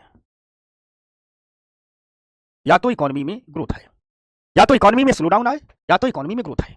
जब स्लो डाउन आएगा तो स्लो डाउन के हिसाब से ब्याज दरें घट जाएंगी, जब इकोनॉमी में ग्रोथ आएगा तो ग्रोथ के हिसाब से ब्याज दरें बढ़ जाएंगी। अब आओ इसको एग्जांपल से समझाते हैं। यानी जब स्लो डाउन आएगा तो इंटरेस्ट रेट क्या हो जाएगा?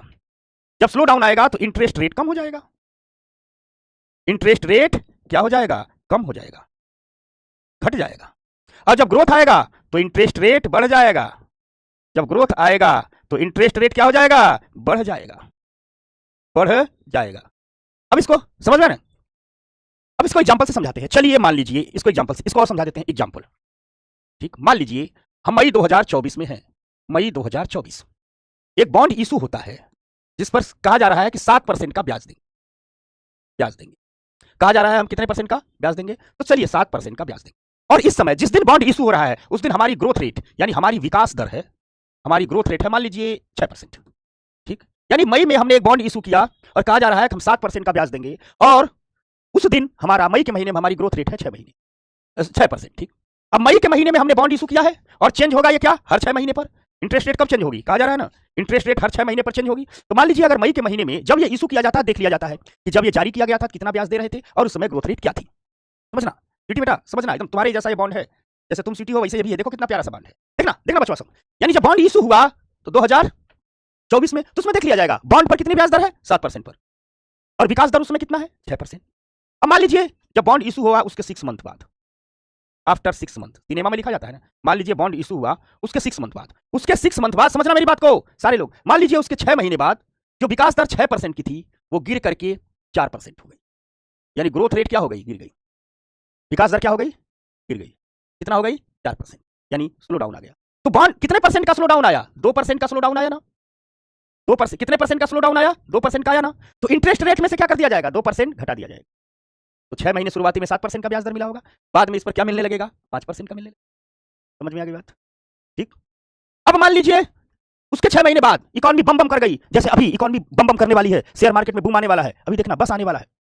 मान लीजिए इकोनॉमी में ग्रोथ हो गया, बम बम कर दी, हमारी ग्रोथ रेट पहुंच गई 9%, हमारी विकास दर पहुंच गई, ग्रोथ रेट पहुंच गई कितना? 9%। कितनी थी? 6%। यानी कितना बढ़ गई? 3% प्लस हो गई विकास दर। तो ब्याज दर भी कितनी बढ़ जाएगी? ब्याज दर भी प्लस 3% हो जाएगी। यानी 7% पर जारी हुआ था, तो 7% प्लस 3% 10% मिलेगा आने वाले 6 महीने तक। ठीक, बताओ बताओ। ये हर टिकिंग है एक इसका, किसी का नाम हर टिकिंग होता है। ऐसा ऊपर से जा रहा है, करते हैं बड़ा हो जा फल खाएंगे बेटा, आपकी सहूलियत से चीजें नहीं होती। सब समझ में आ रहा है? इंटरेस्ट रेट साल में मिलता है, ठीक ना, ये हर 6 महीने पर चेंज होता है। बस इस पर विशेषताओं के आधार पर जितने प्रकार के बॉन्ड है ना, ऐसे पढ़ते पढ़ते हम सब बॉन्ड पढ़ ले जाएंगे। अब मिक्स मैच $1 ट्रिलियन का मार्केट कैप पहुंच गया है। ये कह रहा है 6 महीने में विकास दर बहुत कम हो गई, बहुत कम हो। अभी देखिए भारत ने पहली बार, अभी इंडिया गवर्नमेंट ने फर्स्ट टाइम, इंडिया गवर्नमेंट ने ठीक कब? जुलाई 2020 में फर्स्ट टाइम, ठीक, फर्स्ट टाइम क्या जारी किया है? फ्लोटिंग रेट इंटरेस्ट बॉन्ड जारी किया है। फ्लोटिंग रेट इंटरेस्ट बॉन्ड जारी किया है। और इस फ्लोटिंग रेट इंटरेस्ट बॉन्ड को भारत सरकार ने संभवतः जारी किया है, ठीक, इसको 7.1% पर जारी किया है, 7.15% ब्याज दर पर जारी किया है। ठीक, हर 6 मंथ पर इंटरेस्ट रेट चेंज होगा, हर 6 मंथ पर इंटरेस्ट रेट चेंज होगा, इंटरेस्ट रेट चेंज होगा इसमें। समझ में आ गई बात? ठीक, चलो हो गया बात? ठीक, तो तुरंत बता, ये सब समझ में आ रहा है? पहला ही तो जो तुरंत आए और आए वारे परम इन्फ्लेशन, अरे खुश हो, ये सब चीजें एक ही क्लास में समझ गए। खुश हो, इससे बाहर नहीं कुछ जाएगा। एक है इन्फ्लेशन इंडेक्स, ठीक, बॉन्ड। क्या है? Inflation index bond. ठीक, समझ गए? चलो एक बात याद रखना, जो एक बात कंफ्यूज मत होना, थोड़ा मैं पीछे आता हूं। जो ये इंटरेस्ट रेट चेंज होगा वो स्टार्टिंग वाले के हिसाब से चेंज होगा। ठीक, समझ में आ गई बात ना? इस बात को हमेशा ध्यान रखना, ये नहीं कि एक बार 10% हो गया इसमें तो बढ़ाएंगे घटाएंगे। अब आ जा इन्फ्लेशन इंडेक्स बॉन्ड, इसमें क्या किया जाता है? इसमें भी इंटरेस्ट रेट चेंज होता है, इसमें भी इंटरेस्ट रेट चेंज होता है। क्या होता है? इंटरेस्ट रेट चेंज होता है, लेकिन किसके हिसाब से होगा? विकास दर के हिसाब से होगा कि महंगाई दर के हिसाब से होगा? बताओ बता बेटे वालों। इसमें भी इंटरेस्ट रेट चेंज होता है, लेकिन इसमें 6 महीने पर नहीं होता है, 1 साल में होता है। तो इसमें क्या होगा? महंगाई दर के हिसाब से चेंज होगा कि विकास दर के हिसाब से?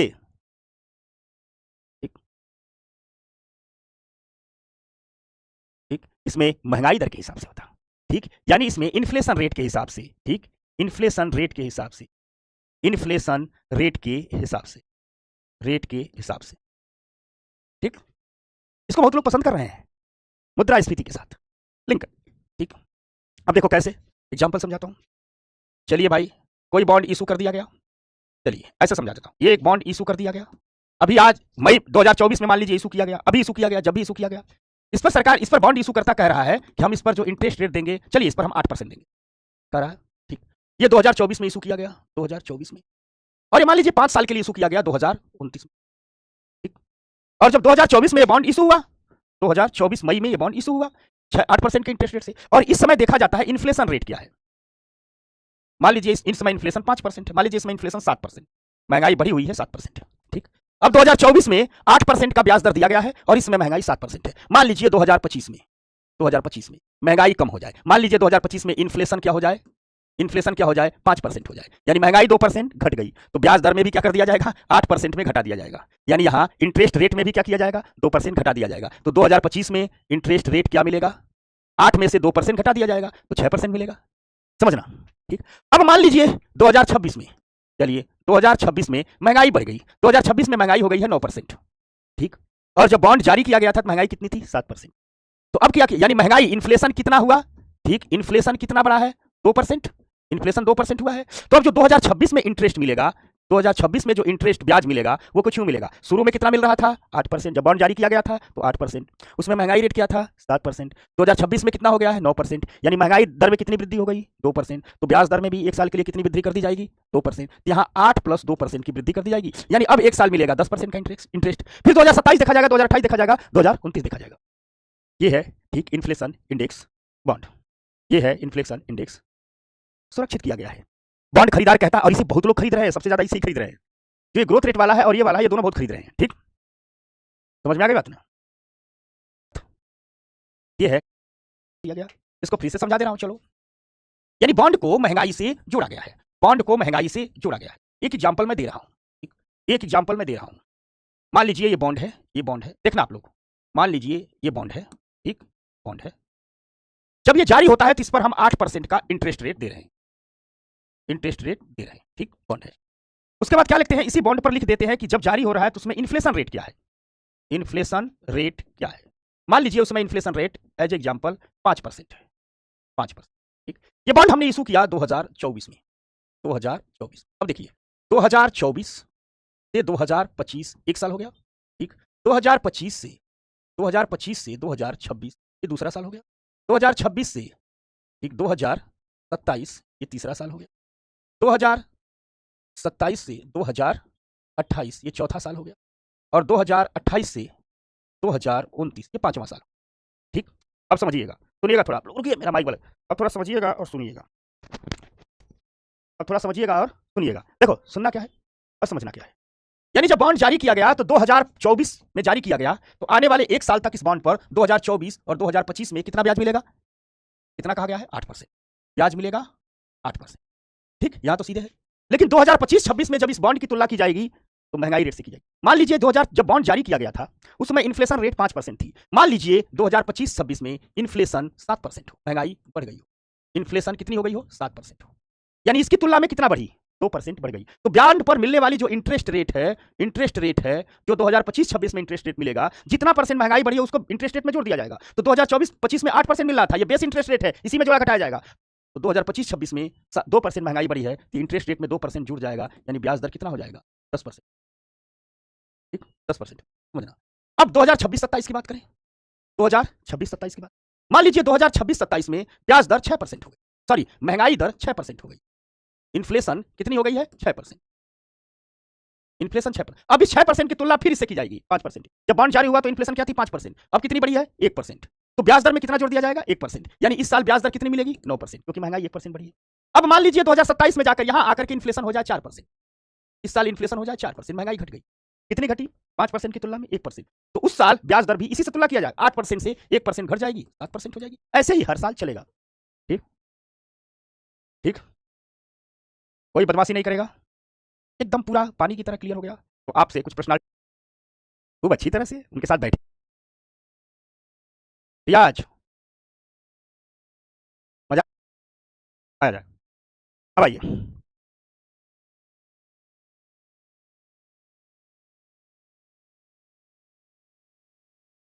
हो गया ना? अब आइए, अब ध्यान से एक बात सुनिए, ठीक। तो पहले तो हमको ये बताइए, जितना हमने पढ़ाया समझ में आ गया, फिर आपको हम दूसरी दुनिया में ले चलते हैं। सब एकदम याद है ना? चलो 8 बजे बुलाए थे, आ गया, ठीक, ठीक, चलिए।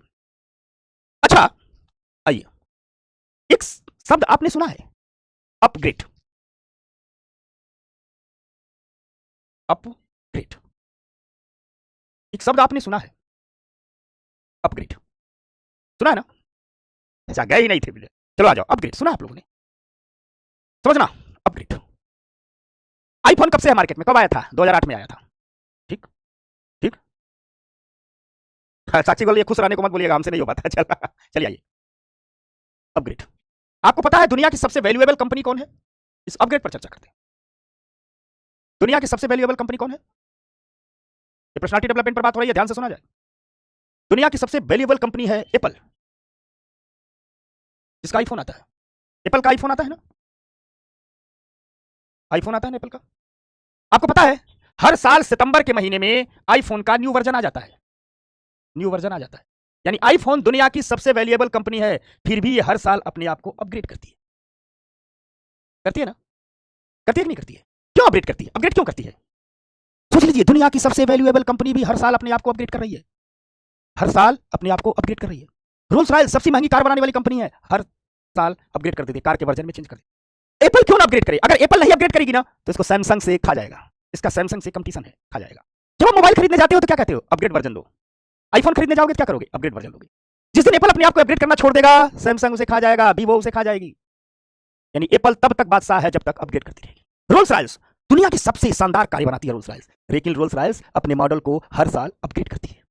सोचिए, दुनिया की सबसे शानदार कार बनाने वाली कंपनी अपना मॉडल हर साल क्या कर रही है? अपग्रेड कर रही है। नहीं करेगी तो पता चला जगुआर, ठीक, रेंज रोवर, बीएमडब्ल्यू सब उसको खा जाएंगे, क्योंकि कंपटीशन हो रहा है कारों में। जिस दिन रोल्स रॉयस ने अपग्रेड करना बंद कर दिया, अन्य कारें प्रतिस्पर्धा में है, मार्केट में कंपटीशन है, इस कंपटीशन में रोल्स रॉयस पीछे रह जाएगी, पड़ जाएगी। अब देखो, हर साल महिंद्रा अपनी सफारी का मॉडल आता है, हर साल नई मॉडल की पिछले वाले में कुछ चेंज कर देंगे, टाटा साफ सफारी में चेंज कर देंगे, महिंद्रा स्कॉर्पियो में चेंज करेंगे, फॉर्च्यूनर, कुछ ना कुछ वर्जन चेंज होता है। क्यों? क्योंकि अगर ये लोग अपने वर्जन में बाजार में अपग्रेड नहीं करेंगे तो बाजार में की जो प्रतिस्पर्धा है वो प्रतिस्पर्धा इन्हें खा जाएगी। ये तो भारत बाजार का है, गाना सुने हो ना, दुनिया है बाजार की पैसा बोलता है। अब आप गौर से सुनो, दुनिया की सबसे बड़ी वैल्यूएशन कंपनी एप्पल अपने आप को अपग्रेड कर रही है कि कहीं कंपटीशन उसे खा ना जाए। रोल्स रॉयस अपने आप को अपग्रेड कर रही है कि कंपटीशन खा ना जाए। टाटा अपने प्रोडक्ट अपग्रेड, मोटर्स अपग्रेड करके कंपटीशन खा ना जाए। महिंद्रा अपडेट कर रहे हैं, खा ना जाए। हर वैरायटी का कपड़ा, हर वैरायटी का जूता, हर वैरायटी की घड़ी अपने आप को अपडेट करती है, खा ना जाए। लेकिन हम जब दुकान में सामान खरीदने चाहते हैं तो हमें घड़ी चाहिए अपग्रेड वर्जन की, चश्मे चाहिए अपग्रेड वर्जन की, कारें चाहिए अपग्रेड वर्जन की, पढ़ाई चाहिए अपग्रेड वर्जन की, लेकिन हम खुद को अपग्रेड हर साल नहीं करते हैं। और जो लोग खुद को अपग्रेड नहीं करते हैं तो उनको भी तो कंपटीशन खा जाएगा। ठीक ठीक, उनको भी तो कंपटीशन खा जाएगा। अगर एक कार कंपनी भी अगर अपग्रेड नहीं करेगी तो उसका कंपटीशन उसको खा जाएगा, मोबाइल कंपनी को मोबाइल। ये लोग तो अरबों के एसेट्स खड़े हुए किए हुए हैं। किसी जमाने में नोकिया का फोन होता था, हर हाथ में नोकिया, हर घर में नोकिया, उसने अपने आप को अपग्रेड नहीं किया, सैमसंग नोकिया को खा गया। ठीक, तो दुनिया में बड़ी से हमारी आपकी साथ क्या है? एप्पल की हालत यह है कि कई देश खरीद ले, फिर भी अगर वो अपने आप को अपग्रेड नहीं करेगा तो 2 साल बाद 3 साल बाद नष्ट हो जाएगा। फेसबुक अपना फीचर बदलते रहता है, व्हाट्सएप अपना फीचर बदलता है, हर साल में कुछ ना कुछ बदलता रहा, अपग्रेड करते रहता है। ट्विटर अपने आप को अपग्रेड करते रहता है। ये बड़ी बड़ी कंपनियां, फेसबुक अपग्रेड नहीं होगा तो नष्ट हो जाएगा, व्हाट्सएप अपग्रेड नहीं होगा तो नष्ट हो जाएगा। हम छोटे मानव युवा लोग, हमको सामान अपग्रेड चाहिए, हम अपने आप को अपग्रेड नहीं करते। अगर हम अपने आप को अपग्रेड नहीं करेंगे तो कंपटीशन हमें खा जाएगा, क्योंकि मानव जीवन में चारों तरफ सिर्फ और सिर्फ प्रतिस्पर्धा ही है, कंपटीशन ही है। बहुत पहले डार्विन ने कहा था कि मनुष्य का जीवन तो प्रतिस्पर्धा पर टिका है। हर जगह आप अपग्रेड से पढ़ोगे ताइस होगे, नहीं पढ़ोगे नहीं होगे। किसी भी एग्जाम को अपग्रेड से पढ़ोगे तो पास करोगे, आपकी पर्सनालिटी अपग्रेड करोगे तो जहां हाथ लगाओगे। क्योंकि याद रखना, जीवन एक प्रतिस्पर्धा है। अगर किसी चौराहे पर कोई व्यक्ति चाय बेचने जाता है ना, तो पहले से जितनी चाय की दुकान है उससे बेहतर बेचेगा तभी उसका चाय बिकेगा। कोई पान बेचने जाता है तो जितनी पान की दुकान है उससे बेहतर पान लगाएगा तभी बिकेगा। सेवा को देने जा रहे हो तो अगर अपनी पर्सनालिटी को जीवन में जिसने भी अपने आप को अपग्रेड नहीं किया, जीवन की प्रतिस्पर्धा में वो नष्ट हो गया। और जीवन में जिसने भी अपने आप को अपग्रेड किया वह जीवन की प्रतिस्पर्धा में बेताज बादशाह रहा। लोग अपग्रेड ही करते हैं। हम कहानियां सुनते हैं कि झुग्गी झोपड़ी में ठीक कोई नॉर्मल अनाथ वाले लोग हैं, उनकी सफलता का राज है ये समय समय पर अपने आप को अपग्रेड करते हैं। पढ़ना है तो सबसे पहली बात है आज अभी और इसी वक्त से अपने आप को अपग्रेड करना शुरू करना है। तो सवाल उठता है, करोगे कैसे? ठीक, करोगे कैसे? तो अपग्रेशन स्टेप वाइज होता है, स्टेप वाइज होता है, स्टेप वाइज होता है। मैं पहला स्टेप सिखाता हूं, और ये आप लोगों को जब तक कंपटीशन दे रहे हो तब तक तो करना ही करना है। अगर पूरी जिंदगी सक्सेस होना चाहते हो तो पूरी जिंदगी करना है। ठीक, बताऊं? ठीक, कैसे करना है? लेकिन इसमें बेचैनी होगी। ठीक, बताओ बच्चे, जो लोग अभी जा रहे हैं बाद में देख लेना। बिटिया बताओ, देखो बता रहा हूं आपको। सप्ताह में और कुछ नहीं करना, बस यही काम कर लो, अपग्रेशन आप खुद करने लगोगे। क्योंकि मनुष्य को अपग्रेड करने का कोई एक फार्मूला नहीं होता है, क्योंकि हर मनुष्य अलग अलग होता है, हर मनुष्य की अलग अलग कमजोरियां होती हैं, हर मनुष्य की अलग अलग विशेषताएं होती हैं। मशीन के अपग्रेशन का एक फार्मूला होता है कि फॉर्मेट कर देंगे, पुराना ऐप नया ऐप डाल देंगे, नहीं, मनुष्य का अलग अलग होता है। कोई एक तरीका आप सब पर लागू नहीं होता है, आप सब पर अलग अलग तरीके लागू होते हैं। आप सब पर अलग अलग तरीके लागू होते हैं। तो हम उन तरीकों पर कैसे पहुंचेंगे? ठीक, कैसे पहुंचेंगे तो मैं बताता हूं। यही राज है, यही अपग्रेशन का राज है। ठीक, जितना बड़ा आदमी होगा देखना वो एकांत पसंद करता है। ठीक, हर हमेशा एकांत में जाता है कुछ कुछ समय के लिए। तो आपको करना क्या है, कम से कम सप्ताह में एक बार, अभी सप्ताह में एक बार, वीक में एक बार, आधे घंटे के लिए, 30 मिनट के लिए अकेले हो जाना है। अकेले हो जाना है। अकेले होने का मतलब आप कहीं किनारे चले जाइए, किसी कमरे में बैठ जाइए, कहीं दूर घूमने फिरते गांव में है, एकदम गांव के किनारे खेत में चले जाइए, मोबाइल ऑफ कीजिए, मोबाइल नहीं होनी चाहिए। अकेले हो जाने का मतलब यह नहीं होता है कि कोई आसपास नहीं है। अब अकेले होकर करना क्या है? जो आप अकेले हो जाइएगा 30 मिनट अपने से बातचीत कीजिए। इस अकेले होकर के आप क्या करेंगे? अपने से बातचीत करेंगे, खुद से बातचीत, खुद से बातचीत, खुद से बात करेंगे। ये बड़ी बेचैनी देगी, क्योंकि आप सबसे झूठ बोल सकते हैं, खुद से नहीं बोल सकते हैं। गालिब साहब ने एक शेर कहा था, शेर लिखा गालिब साहब ने कि गैरों से गुफ्तगू की हमने उम्र भर, हमसे हमारी आज तक मुलाकात ना हुई। सब लोग दूसरे से बोलते हैं, अपने से मिलना बड़ा कठिन होता है। जो अपने से मिलता है वो बुद्ध होता है, वो राम होता है, ठीक है? वही राष्ट्रपति बनता है, वही प्रधानमंत्री बनता है, मुख्य सचिव बनता है, वही व्यापारी बनता है, वही फिलोसोफर बनता है, वही अर्थशास्त्री बनता है। सब तो उस दौर में खुद से झूठ नहीं बोलेंगे, क्योंकि हम सब झूठ बोलने के इतने आदी हो गए हैं कि खुद से झूठ बोलने लगते हैं। याद रखिएगा, खुद से बातचीत कर रहे हैं, याद रखना, खुद से सच बोलोगे। तुम्हें पता है सबसे कठिन क्या है? खुद से रहना और खुद से बातचीत करने का दोनों अलग अलग चीजें हो रह गए हैं। याद रखिएगा, सबसे कठिन है खुद से सच बोलना। होगी बड़ी तरफ होगी, लेकिन इस प्रक्रिया को जारी रखिएगा। इस प्रक्रिया से घूम रहा हूं, आप तो कमजोरी करो ना रोते हैं, सोई हुई है जगाने को ही। आप हर सप्ताह ये कीजिए, हर सप्ताह अपग्रेड। वर्क यही था।